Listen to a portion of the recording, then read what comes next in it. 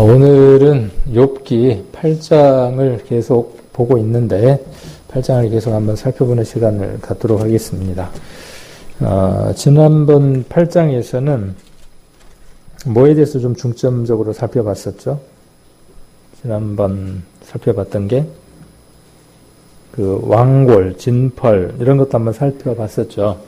하나님을 잊어버린 자, 사곡한 자에 대한 내용을 한번 살펴봤었죠. 이 사곡이라는 말이 어떤 뜻이죠? 저기 오다 보니까 사곡이 있던데, 사곡에 가니까 라벤더 정원을 만들어 놨더라고요. 그런 데가 있는 줄은 몰랐어요. 그 사곡 같은 한자는 아닌 것 같고요. 이게 간사할 그 간자에 간사하다 할 때 그 사자에 그 다음에 구부러지다 할 그 곡자를 써서 사곡이다 그렇게 이야기를 합니다. 간사하고 굽어 있는 거죠. 우리들 10년 가운데에 우리가 구부러지고 비틀어질 때가 언제냐 하면 구부러지고 비틀어진 자가 우리 안에 들어와서 우리를 사로잡게 되면, 우리를 주관하게 되면, 우리가 그것에 부요하게 되고 그것에 우리의 마음이 가득 채워지게 되면 우리의 모습이 어떤 모습이 되느냐 하면 사곡한 자가 됩니다. 그래서 욥은 내가 하나님 앞에 그렇게 살았던 적이 없습니다. 내가 바다입니까? 내가 바다처럼 그렇게 어떤 일이 있어서 격동치듯이 그렇게 내 신앙이 그렇게 격동을 쳤던 그런 신앙은 아니었습니다. 내가 바다 괴물, 바다 용은 아니었습니다. 그래서 그 바다 괴물, 바다 용이 그 사곡이라는 그 말과 유사합니다. 니워 야단이라 그래서 비틀어져 있고 왜곡되어 있다라는 그런 뜻을 갖고 있죠. 우리는 우리의 삶들 가운데에서요, 우리의 모습들이 혹은 무엇으로 가득 채워져 있는지를 돌아볼 필요가 있습니다. 왜요? 우리의 삶 안에 가득 채워진 것을 중심으로 해서 우리는 살아가는 겁니다. 무엇을 보든, 무엇을 먹든, 무엇을 들었든 그것으로 채워진 것으로 우리는 살아가기 때문에 그렇습니다. 그래서 우리가 보는 것, 듣는 것, 행하는 것, 모든 것들을 우리가 잘 살펴야 할 필요가 있죠. 회개에 합당한 열매, 회개에 합당한 일, 모든 것들이 어디에 다 초점들이 맞춰져 있냐면 우리가 예수님을 만날 때와 만났을 때와 지금 한번 비교를 해보는 거죠. 내가 예수님을 몰랐을 때 어떤 모습이었죠? 지금과 똑같았습니까? 예수님 만나기 전에 지금 모습과 똑같았다. 그럼 좀 문제가 있는 거죠. 우리가 예수님 만나지 못했을 때 우리의 모습이 어땠는지를 알게 해주었던 게 말씀이죠. 그 말씀이 우리로 하여금 어떻게 했냐 하면 그 지나간 시절들이 하나님을 거스렸다는 것을 알게 되죠. 그래서 그 회개와 회심의 마음이 생길 때 내가 다시는 하나님을 떠난 삶을 살지 않겠습니다. 비틀어지고 왜곡되고 틀어진 그런 삶을 살아가는 것이 아니라 사탄의 음성을 청종하는 그런 삶이 아니라 이제 하나님의 말씀만 청종하는 삶을 듣고 살아가겠습니다라고 자기의 삶을 결단하는 거죠.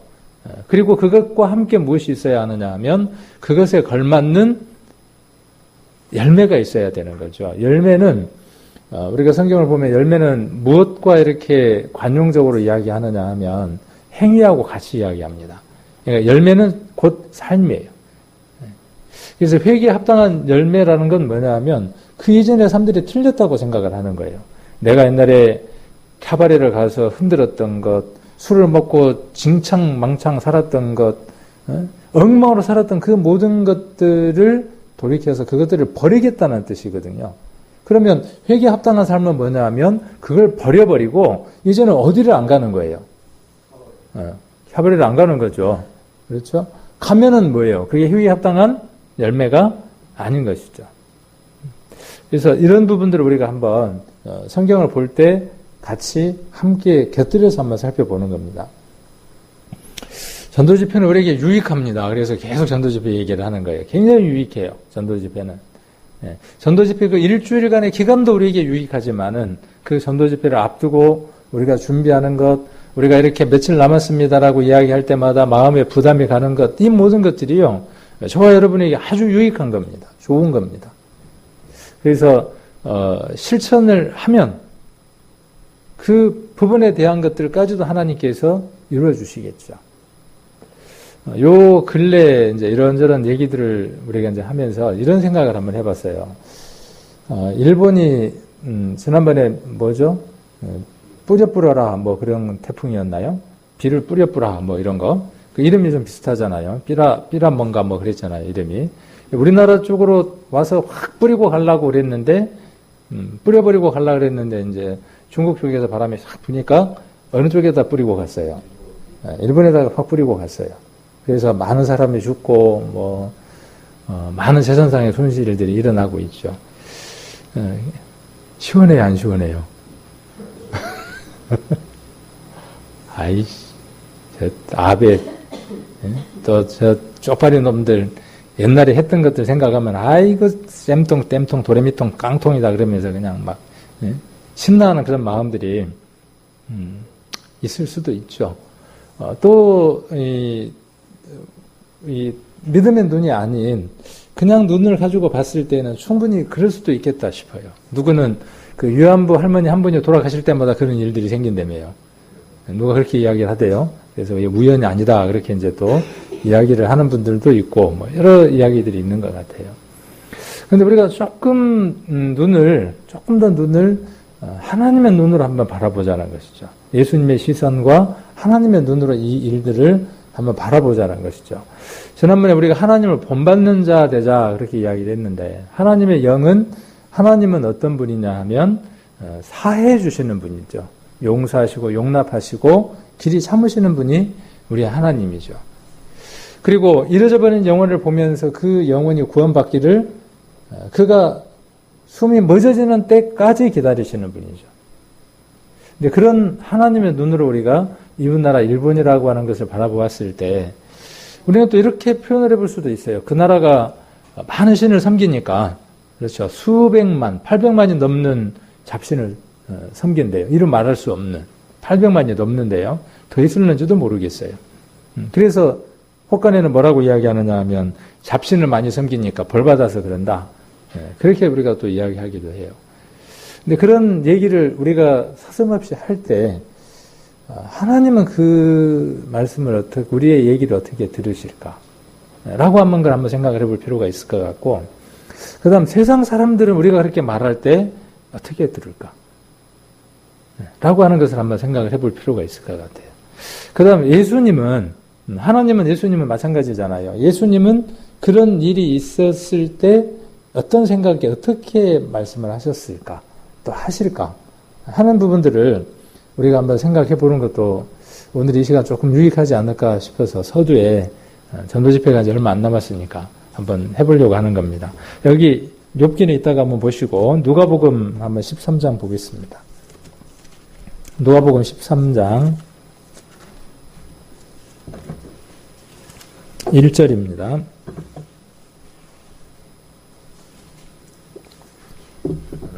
1절로 5절까지를 한번 보겠습니다.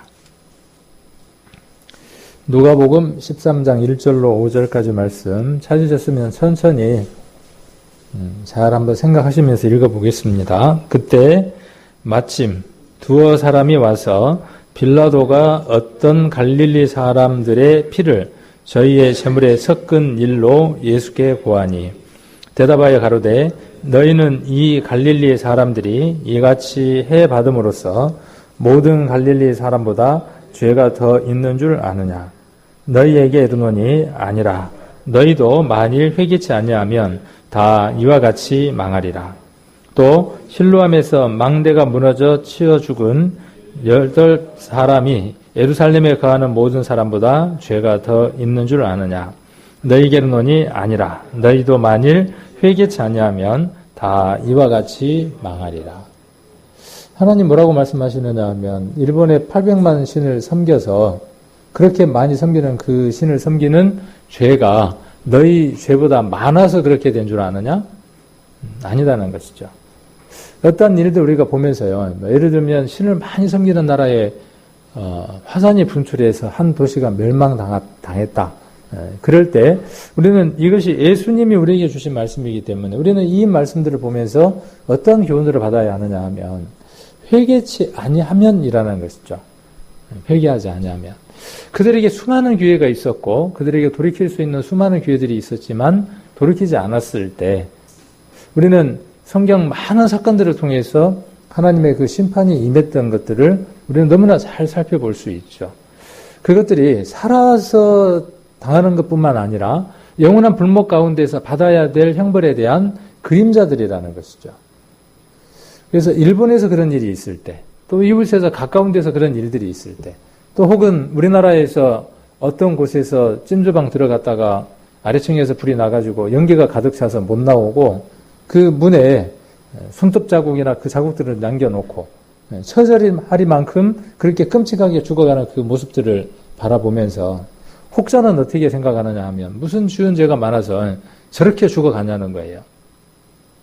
그러나 예수님 뭐라고 말씀하시느냐 하면 너희도 마찬가지다는 것이죠. 회개치 아니하면 이라고 이야기를 하고 있는 것이죠. 우리는 이미 이 말씀들을 들으면서 어떤 마음들이 드느냐 하면 너무나 감사한 마음들이 들죠. 혹 우리가 찜질방에 가서 그러한 일이 생겨서 그 연기를 마시고 호흡할 수 없어서 손톱이 다 떨어질 만큼 고통스럽게 우리가 그 자리에서 죽는다고 할지라도 그럴 수 있죠. 우리에게도 그 일이 임할 수 있죠. 그러나 우리는 어떤 사람들이에요? 확실한 준비가 되어져 있는 사람들이죠. 누군가의 눈에 보기에는 재수 없이 교회 다니는 사람이 어떻게 거기에서 죽는다냐. 우리가 잘 아는 대로 그 화재 가운데 목사님들 몇 분들도 돌아가신 분들도 있었죠. 그렇게 우리들이 이야기를 할 수 있을 겁니다. 그러나 준비되어져 있다면 무엇인들 걱정할 필요가 있겠습니까? 홍수가 나서 자는데 비가 일본처럼 그렇게 쏟아져서 내 집이 다 수몰되어지고 그 속에 진흙탕 속에서 내가 그곳에서 숨이 멎는다고 할지라도 옆집 사람들은 이거 재수 없어서 저렇게 죽었어. 그렇게 손가락질 한다고 할지라도 우리는 준비가 되어져 있는 사람이므로 걱정할 필요가 없죠. 홍수가 나고 상수가 난다고 할지라도 걱정할 필요가 없는 사람들인 것이 우리라는 사실이죠. 우리가 여기에서 또 머물러서 하나 생각해 봐야 될 것이 그러면 우리는 이렇게 준비되어져 있는데 내 가족이나 주변에 있는 사람들이 내가 그 일을 당하는 것이 아니라 그 이웃 사람이 그 일을 당했을 때 우리는 어떻게 떠나보내야 하느냐 하면 지금도 아쉬운 가운데 떠나보내야 하고 그 다음 어떤 가슴의 아픔들을 마음 가운데 담아야 하느냐 하면 그가 영원한 불목 가운데 지금도 저렇게 손톱이 빠져나가는 그 연기 속에서 호흡할 수 없어서 뭔가를 찾으려고 그렇게 손톱까지 다 빠져나가는 그렇게 죽어가지만 그렇게 죽음으로 끝나는 것이 아니라 영원한 불목 가운데에서도 그렇게 슬피 울며 이를 갈면서 영원한 삶을 보내야 할 텐데 내게 차라리 그것이 임한다면 좋을 텐데 혹 그것이 내가 아닌 누군가라면 예수님은 무엇을 말씀하시느냐 하면 그것이 누구에든지 임할 수 있다는 것이에요. 누구에게든지 언제든지 임할 수 있다는 거예요. 그것이 내가 될 수도 있고 내가 사랑하는 누군가가 될 수도 있다는 것이죠. 지금 멀쩡하게 우리가 보고 있지만은 내일은 어떤 일로 이 세상 가운데 우리가 없을 수도 있고 우리라면은 괜찮아요. 우리들이라면 기쁨 가운데 우리가 보낼 수 있고 만날 수 있는 거 소망 가운데 있기 때문에 우리의 마음들이 무뎌지고요. 우리의 마음들이 화인 맞고 우리의 마음들이 뭉둥병이 걸리면요. 감각이 없습니다. 그래서 이런 얘기를 들어도 어쩔 수 없지 뭐. 지 판단대로 하는 것이지 뭐. 내가 할 만큼 다 해봤는데.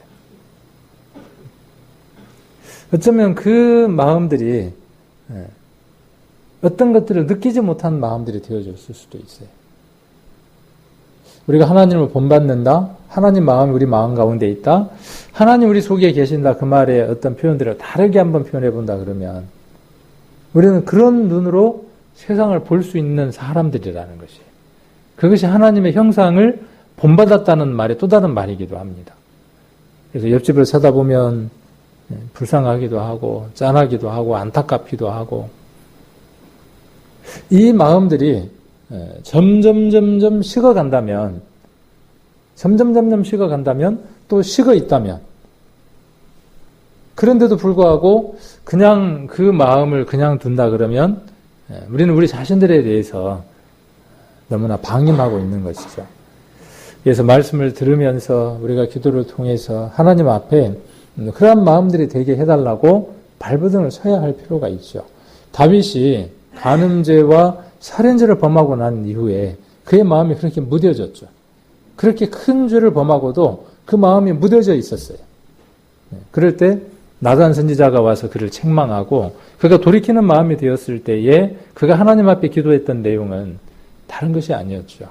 내게 구원의 기쁨을 회복시켜 달라는 기도를 했던 것들을 저와 여러분 너무나 잘 알고 있을 겁니다. 죄는 세상의 그 어떤 것들은 우리들의 마음들을 어둡게 하고 하나님의 관계를 다시 불편하게 만듭니다. 그 불편한 마음들은 하나님의 일을 할 수 없도록 만듭니다.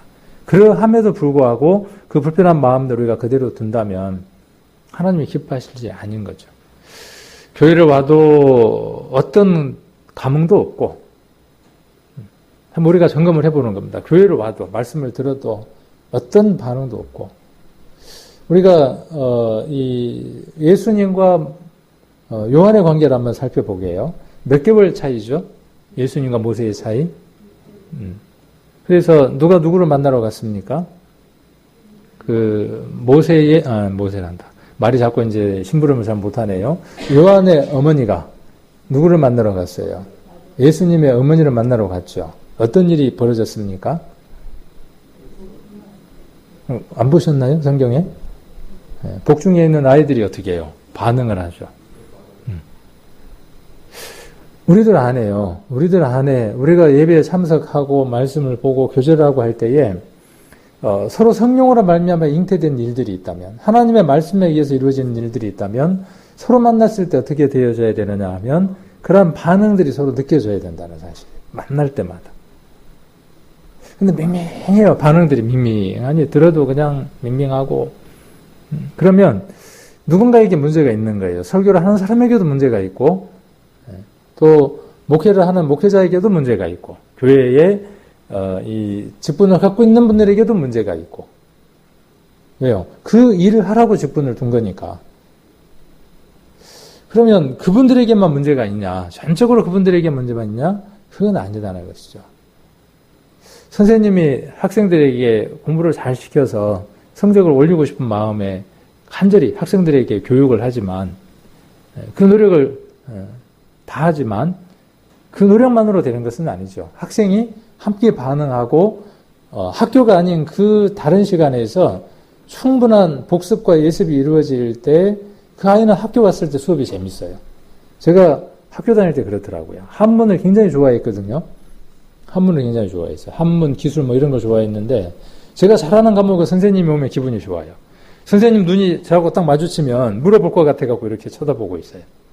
근데 수학 선생님이 오면 그날 꼭 뭐대로 일을 세우느냐 하면 날짜 순으로 번호를 세워서 일으키잖아요. 제가 41번, 그러면 4자인 날 딱 걸릴 가능성이 있어. 4번, 1번 이렇게. 그러면 그날 재수 없으면 걸리니까 안 마주치려고 이러고 있는 거예요. 눈을 내리고. 그게 무엇 때문에 그렇죠? 준비되지 못한 것 때문에 그래요. 우리의 예배도 그럴 수 있어요. 우리의 예배도 이곳에 오는 이 시간도 굉장히 중요하죠. 근데 여기에 왔을 때, 여기에 오게 하는 그 과정들도 우리가 준비되고 일상의 생활들 속에서 끊임없이 주님을 만나는 그 시간들이 지속되고 반복되면 교회로 오고 싶어요. 성도를 만나고 싶어요. 복음도 전하고 싶어요. 또 말씀을 우리가 선포하면 그 선포되는 말씀에 누구와 누구처럼요. 요한의 어머니와 예수님의 어머니처럼 그 안에서 서로 어떻게 되느냐 하면 반응들이 나타나는 거예요. 화답들이 나타나는 거예요. 근데 그러지 못하면 어떻게 하냐 하면 반응들이 없는 것이죠. 그리고 일주일 동안 먹지 못했던 밥을 여기에서 풍족하게 채우고 가려고 하는데 이미 기름진 것들로 배도 차 있고 머리도 빵빵한데 여기에서 들려지는 그 말씀만 가지고는 부족하더라는 것이죠. 채워지지 않더라는 거예요. 그래서 어디로 눈을 돌리느냐 하면 우리하고 함께 선포되어지는 이 말씀에 우리의 마음들을 두기보다는 끼웃하게 되는 거죠. 그래서 우선 이것들이 이루어져야 돼요. 이것들이. 우리 여러분들의 그 신앙생활들 속에서 충분히 하나님을 만나는 시간들이 있어야 돼요. 그리고 그 말씀이 돌이키는 삶을 만들어내야 돼요. 그래서 이전의 삶과 지금의 삶이 달라지는 그 경계선들이 말씀을 읽을 때마다 나타나요. 말씀이 거미되어져서 이전과 지금이 분리되어지는 그 삶들을 경험하면서 살아가야 교회에 오면 어떠냐 하면 눈도 보기 편하고 반갑고 그리고 간증할 것들이 많은 거죠. 그 간증의 주된 내용이 뭐겠어요? 내가 이전에는 이 말씀이 내게 오기 전에는 이랬는데 이 말씀이 내게 와서 지금 내가 이렇게 기쁨 가운데 있어요 라고 간증을 하게 되는 거죠. 그리고 그 간증이 예배에 참석했던 또 다른 성도님들의 그 마음들을 두들기는 거죠. 도전을 주는 것이죠. 예전에는 그랬고 지금까지 우리의 모임들이 그렇게 이루어져 왔습니다. 앞으로도 그럴 것입니다. 그래서 교회는 어떻게 변화되어져 가는 거냐면요. 우리 한 분 한 분들의 그런 작은 실천부터 교회가 변화되어져 간다는 사실이에요. 그래서 매일의 시간들 속에서 말씀을 꾸준히 보지 않으면요. 변화는 어렵습니다. 자, 그래서 전도집회와 함께 우리 이런 것들을 함께 돌아볼 수 있어야 돼요. 그리고 주변에 일어나는 그 모든 일들을 통해서도 우리의 삶들 한번 돌아보고 그렇구나. 저 사람들이 죄가 많아서 그런 것이 아니라 내 주변에 있는 사람들이 어려움을 당하는 그것이 그들이 하나님 앞에 지은 죄가 많아서가 아니라 내게 하나님께서 지금 뭐라고 말씀하시느냐 하면 우리 주님이 뭐라고 말씀하시느냐 하면 너도 제대로 살지 않으면 너도 하나님 앞에 바르지 않으면 똑같은 일들이 있을 것이야 라고 우리에게 경고하고 계시는 것으로 우리가 받을 수 있게 된다는 것이죠. 네가 죄를 많이 지어서 그런 일이 있어 라고 하는 것이 아니라. 자, 지난번에 우리가 욥기를 통해서 욥기 8장 우리가 같이 봤었죠. 8장 한번 보겠습니다. 8장 보시면 빌닷은 어떤 사람이었느냐 하면 경험주의자였어요. 이런 통계치를 가지고 그 통계치의 기준에서 이렇다라고 생각했던 사람이었죠. 그래서 8절, 9절, 10절, 11절, 12절에서 뭐라고 이야기하느냐 하면 옛 사람들한테 배워라. 지혜가 거기에 있다. 네가 그렇게 잘났다고 이야기를 하지만은 네가 옛 사람들보다 잘하냐? 그렇게 지금 이야기를 하는 것이죠. 그리고 왕골과 진펄, 갈대와 물을 이야기하면서 뭐라고 이야기하느냐 하면 왕골은 진펄 때문에 잘 되는 것이고 갈대는 물이 있기 때문에 잘 되는 것이다. 악인에 대한 조건들이 충족되니까 그렇게 잘 되는 것이다. 그렇게 이야기를 하죠. 그리고 13절에 우리가 지난번에 보신 대로 하나님을 잊어버리는 자의 길은 다 이와 같고 사고한 자의 소망은 없어지리니 그렇게 이야기했던 걸 우리가 지난주에 함께 살펴보는 시간을 가졌습니다. 그래서 푸르러도 일찍이 마른다라는 말은 이런 의미들을 갖고 있는 것이죠. 우리가 씨 뿌리는 비유를 우리가 이곳에서 한번 생각을 해볼 수 있죠. 그리고 또 무엇도 한번 생각을 해볼 수 있느냐 하면 잠깐 소재되었다가 물 없는 곳으로 다녔던 비유를 한번 생각을 해볼 수 있죠. 혹 우리도 그럴 수 있다는 것이에요. 우리도 그 말씀이 우리에게 들어와서 그 말씀에 반응해서 여러 가지 것들이 변화되고 잘 되어졌지만 그 속에 주님이 와서 온전하게 주장하지 못하는 사람이라면 다른 표현으로 그가 구원받지 못한 사람이라면 교회에 와서 교회에는 그러니까 두 분류가 있는 거죠. 교회는 구원받은 사람과 구원받지 않는 사람 두 사람이 있는 거예요. 교회 안에. 그런데 우리가 구원받은 사람이라고 들어지는 사람도 있고 구원받지 않는 사람이라고 생각되어지는 사람도 있는 거죠. 누가 그렇게 이야기하더라고요. 주님이 오셨을 때 놀랄 일들이 참 많을 것이다. 그렇게들 이야기하더라고요. 저 사람은 분명히 천국 갈 것이라고 생각했는데 못 간 사람이 있고 저 사람은 엄청난 많은 상을 받을 것이라고 생각을 했는데 보니까 상이 없고 그래서 놀랄 것이다. 그렇게 이야기한 사람도 있다고 이야기를 합니다. 그래서 교회는요. 끊임없이 어떤 걸 물어야 하느냐 하면 내가 구원받은 사람인가? 하나님의 은혜 가운데에서 확실한 구원 가운데서 살아가는 사람인가? 그래서 30배, 60배, 100배 결실하는 나무인가? 그러니까 결실하지 않으면 그것은 문제가 있다는 것이죠. 구원받지 않는 거예요. 30배, 60배, 100배 열매를 맺는 거죠. 회개에 합당한 열매를 맺는 거예요. 회개에 합당한 일이 일어나는 사람, 이루어지고 있는 사람, 그 사람이 어떤 사람이냐 하면 구원함을 받은 사람이라고 예수님 말씀하고 계시는 거죠. 오늘도 이 풀으라도 일찍이 마른다라는 이 얘기를 통해서 그것들이 잘 되는 것 같지만은 다른 풀보다 12절에 일찍 마른다라고 표현하고 있죠. 그래서 우리가 씨 뿌리는 비유에서 가뭄에 견디지 못하고 말라버리는 나무, 길가에 떨어진 씨, 돌밭에 떨어진 씨, 가시 덤불에 떨어진 씨, 이런 것들과 결국에 같은 것이죠. 이런 부분들도 한번 지난번에 우리가 생각해 보는 시간을 가졌습니다. 또 하나님을 잊어버린 자의 길은 다 이것과 같다 그랬어요. 처음 하나님으로 시작했다가 구원을 받으려고 시작했다가 그가 구원함을 받지 못했을 때, 그리고 잊어버리고 살아갈 때, 그런 부분도 우리가 한번 생각을 해볼 수 있을 겁니다. 그래서 11절, 12절에 대한 결론부죠. 이게 13절은, 그러니까 11절, 12절에 대한 결론이 뭐냐 하면 13절이 되어지는 거죠. 그래서 여기서 하나님을 잊어버린 자는 왕골 갈대, 악인, 사곡한 자를 가리키는 겁니다. 악인은 마치 갈대와 왕골이 신속하게 그리고 무성하게 자라듯 그 행사가 번성할 수는 있어요. 그러나 얼마 가지 않아서 그 형국이 파국을 맞게 되는 것을 이야기를 합니다. 우리가 교회 안에 보면 이런 분들도 있었죠. 앞에서 나와서 간증을 했는데 그 간증이 정말 기가 막히는 거예요. 그냥 막 웃기기도 하고 혼을 빼놓기도 하고 막 그랬던 간증을 했던 분들이 얼마나 많습니까? 그리고 그들의 그 삶들이 어땠어요? 여기 지금 풀을 얻던 삶들을 살았던 분들도 얼마나 많습니까? 잠깐 열매가 있었던 것 같았어요. 열심이었던 것 같았어요. 그러나 어떻게 된 상태? 사라져버린 상태의 사람들도 많이 있죠. 뭐 그 구원에 대해서 우리가 이렇다 저렇다 평가하기는 참 어렵지만. 자, 그리고 14절 한번 봅니다. 14절. 그 믿는 것이 끊어지고 그 의지하는 것이 거미줄 같은 즉이라고 이야기를 하고 있죠. 그 믿는 것.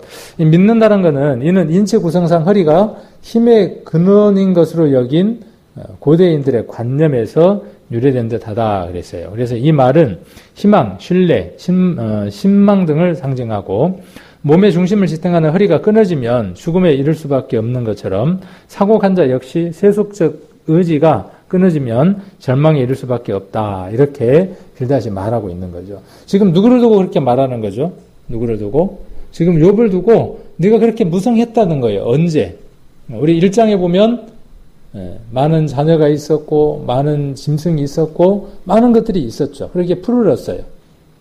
그렇게 지금 이야기하면서 뭐라고 이야기하느냐 하면 너가 지금 그런 결과가 돼 있는 것 보니까 하나님을 잊어버린 자야, 사곡한 자야, 이렇게 얘기를 하고 있는 거죠. 네가 의지하고 있고 네가 믿고 있고 그 모든 것들이 어떻게 됐다는 거예요. 의지하고 있고 믿고 있고 신뢰하고 있는 그것이 마치 사람의 허리가 끊어지면 힘을 더 이상 쓰지 못하고 부러져 버려서 눌러 앉아 있는 것처럼 네 모습이 지금 그렇지 않냐라고 지금 빌닷이 말하고 있는 거죠.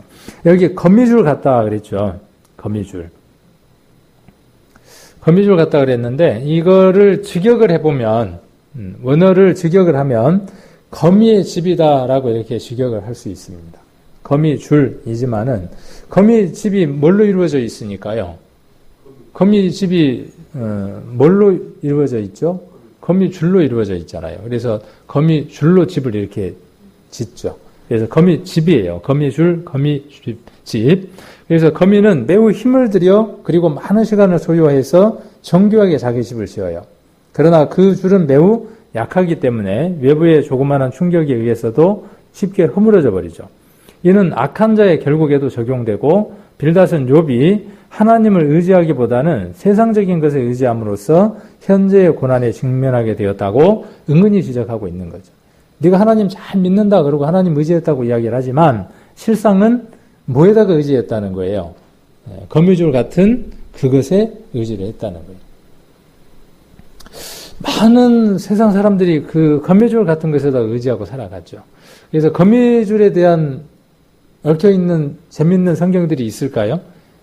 생각나는 거 있나요? 거미줄. 생각나는 성경이 있을까요? 이사야 성경을 한번 찾아보게요. 이사야 59장입니다.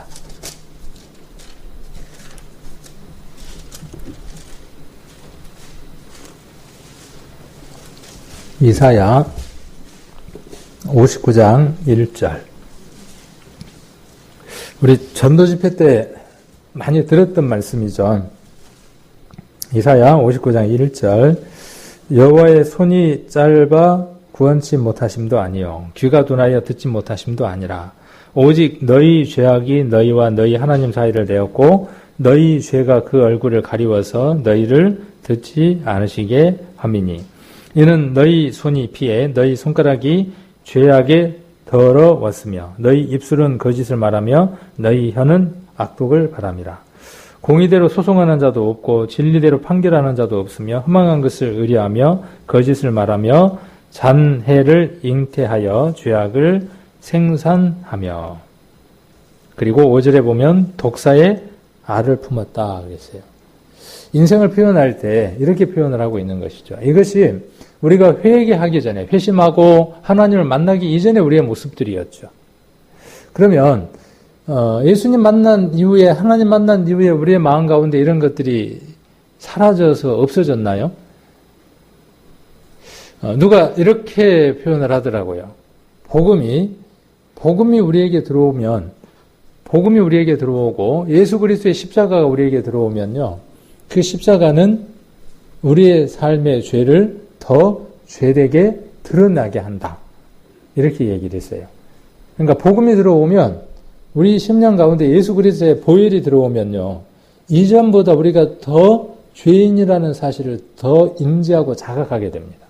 이것이 복음의 능력이기도 해요. 역할이기도 해요. 한번 잘 이 얘기를 여러분들이 한번 일상의 삶들 속에서 한번 끊임없이 한번 생각을 해보시면 좋겠어요. 복음을 우리가 알면 그 복음은 죄에 대해서 무감각해지는 게 아니라, 복음은 예수 그리스도의 십자가는 우리를 하여금 어떻게 하느냐 하면 우리의 삶들 가운데 모든 것이 하나님을 거스리게 하고 있다는 것들을 발견하게 합니다. 그리고 복음은 어떤 힘이 있느냐 하면 그것을 이기게 하는 힘이 있습니다. 그러니까 구원받기 전보다 우리가 더 죄인으로 드러나는 삶을 살아가는 것이 정상적인 것이죠. 내가 왜 구원받기 전보다 죄가 더 많을까? 내가 왜 이렇게 더 악할까? 내가 왜 이렇게 더 모질까? 내가 더 이렇게 착한 모습으로 살아가지 못할까? 그런 생각들이 끊임없이 우리에게 올라오는 거예요. 왜 그렇게 올라온다는 거죠? 복음이 무엇을 더 드러내는 거죠? 죄를 더 죄되게 드러내는 겁니다. 그럴 때 예수 그리스도의 보혈의 능력이 그것을 어떻게 하느냐 하면 치유하게 하고 이기게 하는 힘이 있는 거죠. 바울은 디모데에게 편지를 쓰면서 뭐라고 이야기를 했어요? 바울이. 한번 찾아볼까요? 여기 잡으시고, 여기 잡아놓으시고, 디모데 전서죠.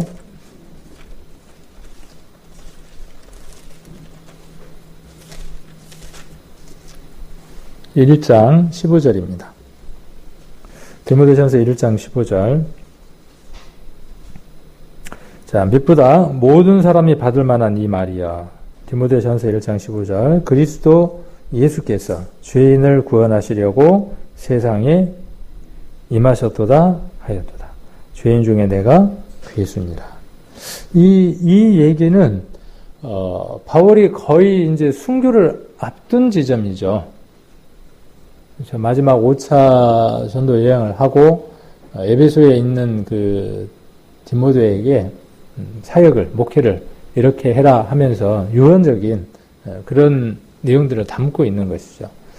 바울이 예수님 만나고 나서 바로 이 글을 쓴 게 아니라 말년에 생애의 끝을 앞둔 시점에서 이것을 썼다는 것이에요.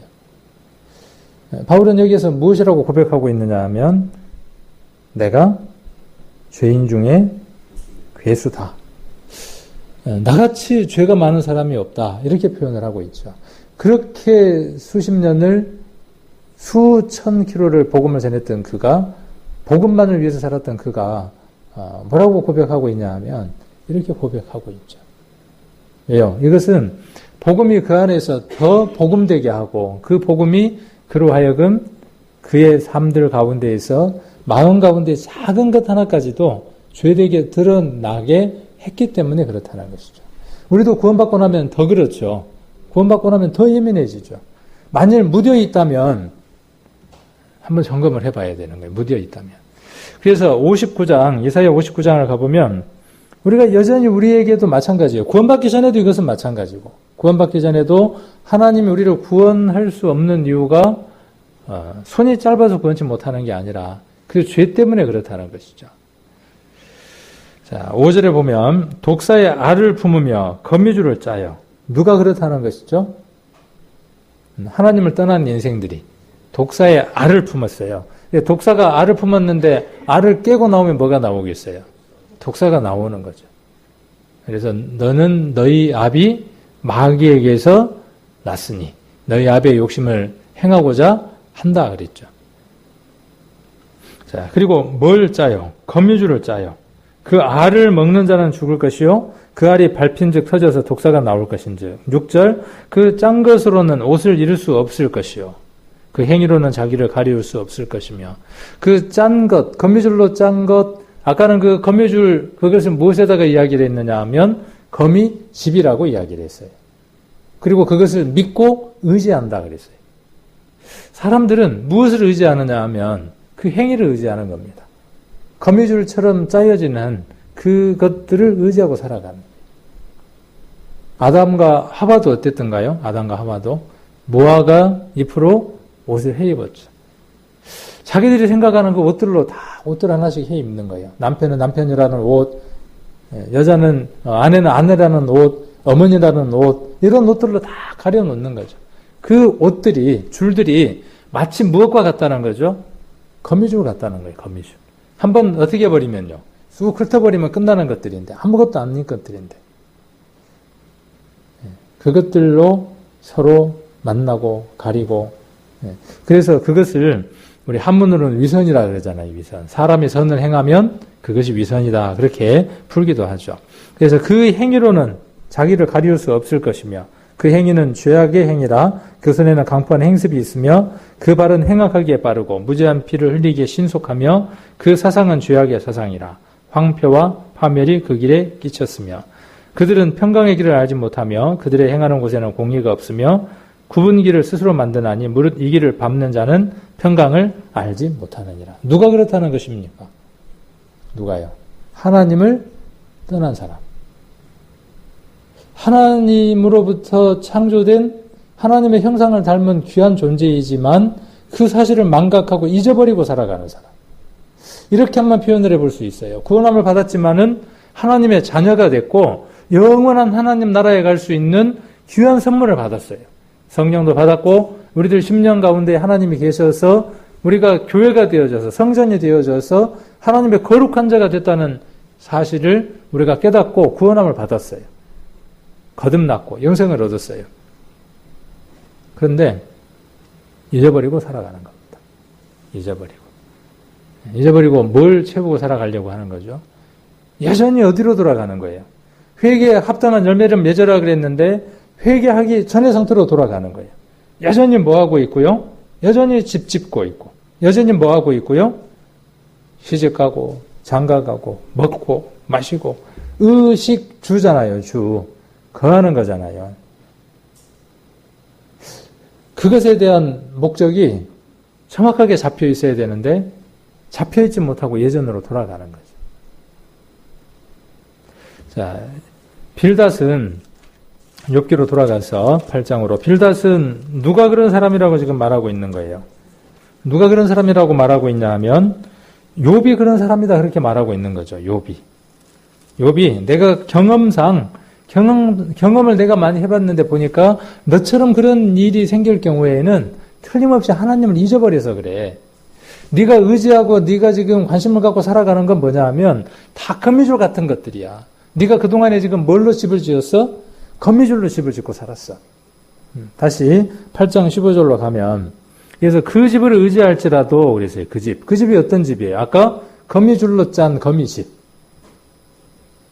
혹은 자기가 지어놓은 집들이에요. 집이라는 건 뭐냐 하면 외부로부터 어떤 것들을 막아줄 수 있는 것들이죠. 외부로부터 막아주는 것들이에요.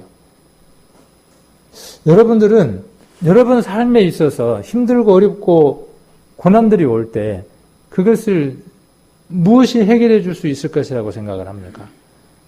여러분들이 준비해 놓은 집, 여러분들이 준비해 놓은 연금, 여러분들이 준비해 놓은 그 어떤 것, 그 어떤 것이 지금 뭐라고 말하는 하냐면 거미줄이고 그것을 의지하는 것들이라고 한번 생각을 해볼 수 있죠. 그것들로 영원히 사라지지 않는 그 하나님 나라에 채우라는 거죠. 그것들로. 그래서 지난번 전도서 11장에 기록되어 있는 것처럼 식물을 물 위로 던지는 거죠. 내가 먹고 싶은 것, 내가 입고 싶은 것, 내가 쓰고 싶은 것, 내가 아껴둔 것, 내가 내 가정을 보호하기 위해서 준비해 놓은 것, 내 노후를 위해서 준비해 놓은 그것들을 또 혹은 그렇게 하기 위한 진행되어지는 것들을 무엇을 위해서요? 잃어져 버린 그 영혼들을 위해서. 일본의 그 많은 사람들이 하나님을 믿지 않고 그렇게 살아가는 그 사람들이 우리들 주변에도 있잖아요. 동일하게. 그 주변에 있는 사람들에게 내가 마음들을 나누고 교감할 때 자주 드리는 말씀이지만 지금의 전도의 방법은요. 그냥 교회 한번 오세요 그래갖고 전도 안 돼요. 그렇게 해서 전도되는 시대는 지나갔어요. 제가 자주 드리지만 이단들은 훨씬 더 지혜로워요.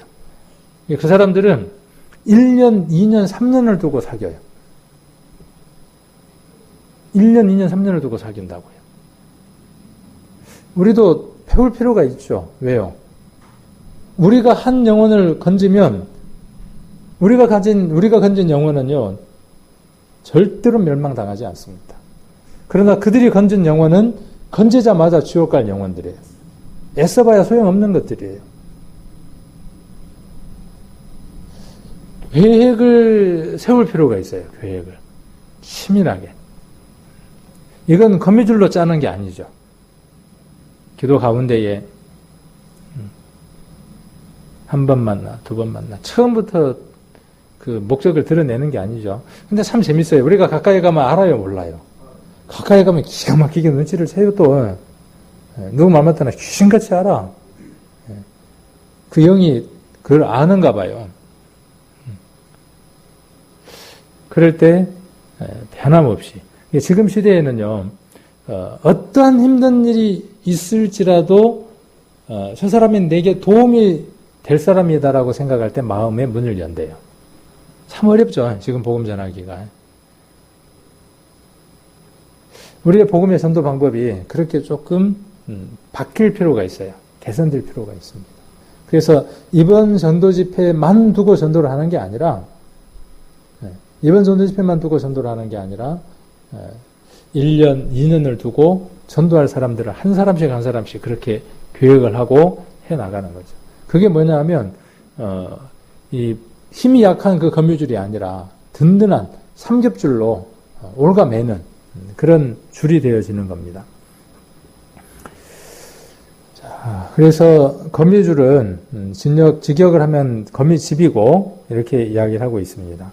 그래서 은근히 빌닷은 욥이 하나님을 의지하기보다는 세상 것에 의지해서 이런 일이 생기고 있다라고 은근히 이야기를 하고 있는 거죠. 잠언을 한번 보겠습니다. 저와 여러분은 무엇을 의지를 해야 할지 잠언 3장 26절.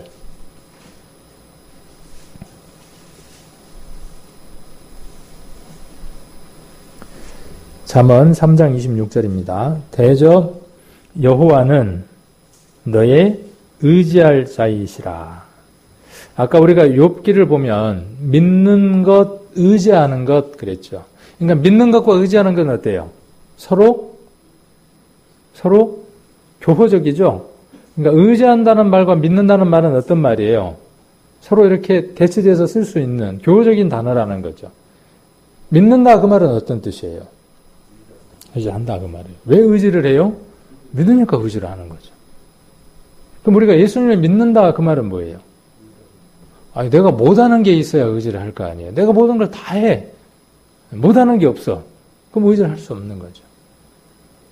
그러니까 하나님은 정말 그 사랑하시는 사람에게 그 사랑하시는 사람이 하나님을 의지하게 하기 위해서 어떻게 하시겠어요? 그가 모든 것들을 다 가지면 하나님을 의지할 수 없을 경우에는 어떻게 하시겠어요? 우리 잘 생각 한번 해봐야 돼요. 잘 한번 생각을 해봐야 돼요. 내가 하나님 없이도 모든 걸 다 할 수 있다고 생각을 하면 하나님이 어떻게 하시겠어요? 너가 그것 때문에 나를 의지 못하니까 나를 의지할 수 있도록 약하게 만들어줄게. 수도 있어요. 그렇죠? 그러나 어떤 것이 풍성하다고 할지라도 그것의 마음이 치우치지 않고 하나님만 의지할 수 있다면 하나님은 그것들을 더 하나님의 것으로 쓸 수 있도록 채우시겠죠. 그러니까 잘 생각을 해봐야 돼요. 어떻게 쓸 것인가 여러분들이. 그래서 여기 잠언의 3장 26절에 나온 대로 대저 여호와는 너의 의지할 자예요.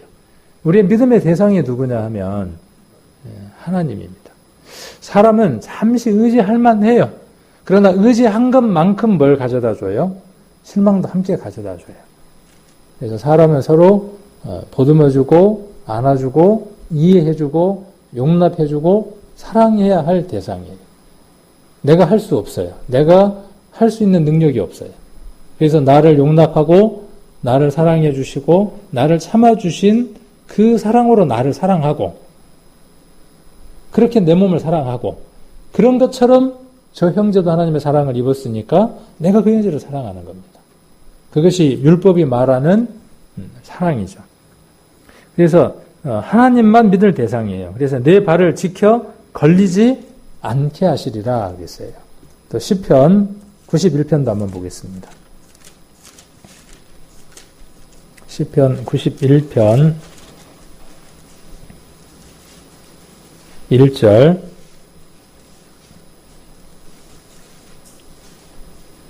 1절부터 한번 제가 조금 읽겠습니다. 지존자의 은밀한 곳에 거하는 자는 전능하신 자의 그늘 아래 거하리로다. 내가 여호와를 가리켜 말하기를 저는 나의 피난처요 나의 요새요 나의 의뢰하는 하나님이라 하리니 이는 저가 너를 새 사냥꾼의 올무에서와 극한 연병에서 건지실 것이미로다. 여기 지존자의 은밀한 곳에 거하는 자라 그랬어요. 누굴까요? 구약시대 때에는 성막이 있었고 그 성막 가운데에서 어디에 가야만 그 하나님을 만날 수 있었습니까? 지성소라고 하는 곳으로 들어가야 했죠. 지성소에 들어가기까지의 과정이 어땠습니까? 지금 한번 생각을 해보세요. 우리가 하나님 만나는 이것이요. 얼마나 귀하고 얼마나 소중한 것인데 얼마나 간단하고 쉬운지 몰라요. 반면 간단하고 쉬우니까 가치 없이 여기는 거예요. 구약시대 때에는 엄청나게 복잡하고 많은 시간들이 필요했어요. 그래서 더 귀하게 여겼을는지도 모르겠어요. 지금도 그렇게 할까요? 지금도 그렇게 하면 안 되겠죠. 구약시대 때에는 양을 한 마리 가지고 오거나 염소를 한 마리 데리고 와서 성막 문을 열고 들어가서 그렇죠? 그 다음 어디를 거쳐서요? 성소를 거쳐서 휘장을 거쳐서 지성소 안에까지 들어가야 했죠. 그 제물이 피를 흘려야 하고 그 피를 받아야만 했고 그렇게 해야만 어디를 갈 수 있었냐 하면 하나님의 임재가 계시는 그 지성소 안으로 들어갈 수 있었어요. 근데 지금은 어떻습니까? 지금은 그 은밀한 곳 하나님을 만날 수 있는 그곳에 그렇게 해야만 들어갑니까? 여기죠. 지금은 거꾸로죠. 그분이 지금 어디 와 계시는 거예요? 그분이 우리를 성막 삼으셨어요. 그것과 똑같아요. 지금은 구약시대 때에는 모형이 보여지는 그 성막이었다면 지금 이게 뭐냐면 성막이에요. 자, 이게 뭐냐면 테두리예요. 그렇죠? 기둥들이 박혀있는 테두리입니다. 그리고 그 안에 성소가 있어요. 영이 있어요. 혼이 있어요. 성소가 있습니다. 성소가 있고 그 다음에 어디 안으로 들어가느냐면 지성소 안으로 들어가죠. 영이 있죠. 우리들의 심령 안에 누가 와 계시느냐 하면 주님이 하나님이 성령이 임재하고 계시는 거죠. 그래서 은밀한 곳은 어디예요? 내가 기도할 때 어디를 찾으라 그랬어요? 은밀한 골방을 찾으라 그랬어요. 여러분 집 가운데 가장 은밀한 장소가 어디예요? 우리 교회 가운데 가장 은밀한 장소가 어디예요? 그렇게 우리가 공간을 생각하니까 그런 보여지는 장소들을 생각하니까 참 어려운 거예요. 그 은밀한 장소는 어디예요? 여기. 여러분 심령 아니에요. 성서가 되어지고 지성소가 되어진 그 아니에요. 그리고 그 은밀한 곳에서 일어나는 모든 것들을 누가 보시느냐 하면 은밀한 곳에 계시는 그분께서 보고 계시는 거예요. 이거는 드러나 있지만 혼과 영은 드러나 있지 않잖아요. 그 은밀한 곳에 은밀한 분이 계시는 거예요, 지금. 그분과 우리가 교감을 갖고 그분과 만날 때, 인격적으로 만날 때 우리의 삶들이 변화되기 시작을 하는 겁니다. 그래서 은밀한 곳에 거하시는 전능하신 자의 그늘 아래 거한다 그랬어요. 함께 누리는 거죠. 그래서 하나님은 피난처고 요새고 의리하는 하나님이에요. 또 9절 한번 보겠습니다. 9절 보시면 자, 내가 말하기를 여호와는 나의 피난처시라 하고 지존자로 거처를 삼았으므로 화가 내게 미치지 못하며 재앙이 내 장막에 가까이 오지 못하리니 저가 너를 위하여 그 사자들을 명하사 내 모든 길에 너를 지키게 하심이라. 이러한 보호와 인도하심을 우리가 받고 살아갈 수 있다는 것이죠. 그것이 때로는 우리가 생각하는 풍요로움과 만사형통일 수도 있고 그것이 때로는 우리가 생각하지 않는 역경과 어려움일 수도 있어요. 그것은 주시는 분이 주시는 거니까. 저와 여러분은 그 줄을 짜고 만나는 그 장소들이 우리가 거하는 그 의지하고 믿는 그 장소가 우리들 스스로 우리들 행위로 만든 그 장소가 아닌 우리들 심령 속에 계시는 그 하나님으로 말미암아 의뢰하고 의지하고 믿는 그러한 삶들이 되어져야 되겠죠. 집은 그런 의미들이죠. 집은. 그래서 가축, 가족, 육축, 재산 등을 가리키는 것으로 악인들이 의지하는 세속적인 요소를 총칭하는 것을 집이라고 이야기를 했죠. 자, 풀어서 뻗어가며 그랬죠. 욥기로 한번 다시 가봅니다. 욥기로 돌아가서 욥기 8장으로 다시 돌아가서 보시면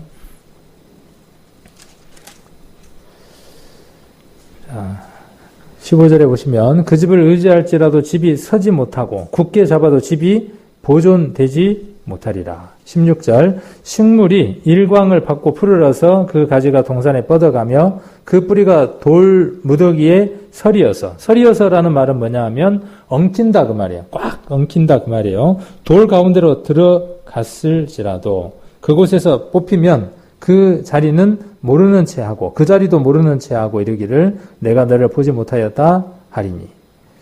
그렇게 모든 것을 공급해 줬던 자 있잖아요. 호세아서 보면은 연애하도록 모든 것들을 공급했던 자. 삶도 주고 기름도 주고 뭐 포도 주고 했던 그 연애했던 자. 그가 막상 모든 일들이 탈로 났을 때 그때가 어느 때이겠습니까? 하나님 앞에 섰을 때이겠죠. 그럴 때 뭐라고 이야기하느냐 하면 나는 저를 모른다고 이야기를 하는 거죠. 자, 그래서 내가 너를 보지 못하였다 하리니 19절 그 길의 희락은 이와 같고 그 후에 다른 것이 흙에서 나리라. 그렇게 이야기를 하고 있습니다. 자, 그 자리도 모르는 채 하고 하리니 라고 이야기를 하고 있죠. 이는 악인이 노란 것 보시면 멸망을 당할 때에 자신의 존재 근거로부터 따돌림을 당하며 모멸당할 것을 비유하고 있다는 거예요. 그래서 이처럼 악인의 종국의 때에 자신이 믿었던 것으로부터 버림을 당하는 비참함을 맛보게 된다는 거죠. 사람들이 사단하고 짝이 되어져서 사단하고의 삶을 계속 살아가는 겁니다. 그러나 막상 지옥에 갔을 때, 영원한 불못 속에 갔을 때 그 사단이 영원한 짝이 되어주느냐 하면 결코 그렇지 않다는 거죠. 깨춤을 추면서 자기 뜻대로 되어졌다고 말할 뿐이라는 거죠. 내가 저를 모른다고 이야기를 하는 거죠. 실은 자기 것 삼아서 자기 마음대로 끌고 다녔음에도 불구하고 버림을 당하는 거죠. 자, 20절 하나님은 순전한 사람을 버리지 아니하시고 악한 자를 붙들어 주시지 아니한즉 웃음으로 내 입에 즐거운 소리로 내 입술에 채우시리니 너를 미워하는 자는 부끄러움을 입을 것이라. 악인의 장막은 없어지리라. 이 빌닷의 얘기가 다 틀린 건 아니라 그랬죠. 그렇죠? 우리가 중심을 잡아야 하는 게 뭐냐 하면 이 빌닷의 얘기들이 우리에게도 그대로 교훈으로 적용되어질 수 있어요. 액면 그대로로 보면. 그대로 받아도 됩니다. 왜? 하나님은 순전한 사람을 버리지 않는다. 이 말씀은 맞는 얘기예요. 진리예요. 그 다음에 악한 자를 붙들어주지 않아요. 잠깐 붙들려 있는 것 같지만 결국은 멸망을 당하겠죠. 악인의 장막도 없어져요. 그러나 이게 누구에게는 적용되지 않는다는 것이죠. 욥에게는 적용되지 않는 것이죠.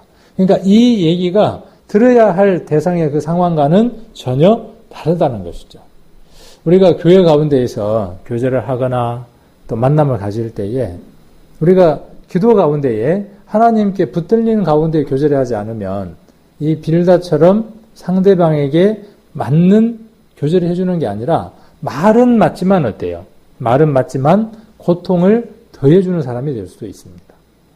그래서 우리가 이 빌닷의 얘기를 들으면서 이 빌닷의 얘기가 맞지만 욥에게는 어떻게 이게 아픔이 됐는가도 한번 돌아보면 좋겠다 싶어서 8장까지 한번 살펴봤고 9장부터는 빌닷에 대한 욥의 답변이 되어지죠. 그래서 욥이 빌닷에게 어떻게 대답을 했는지도 한번 이렇게 살펴보면서 빌닷이 내게 그렇게 말해올 때 내가 욥의 입장이라면 나는 어떻게 말할까 하는 것들도 한번 생각해 보시면서 이 욥의 스토리를 읽어가시면 재밌겠다. 또 많은 교훈이 되겠다라는 생각이 듭니다.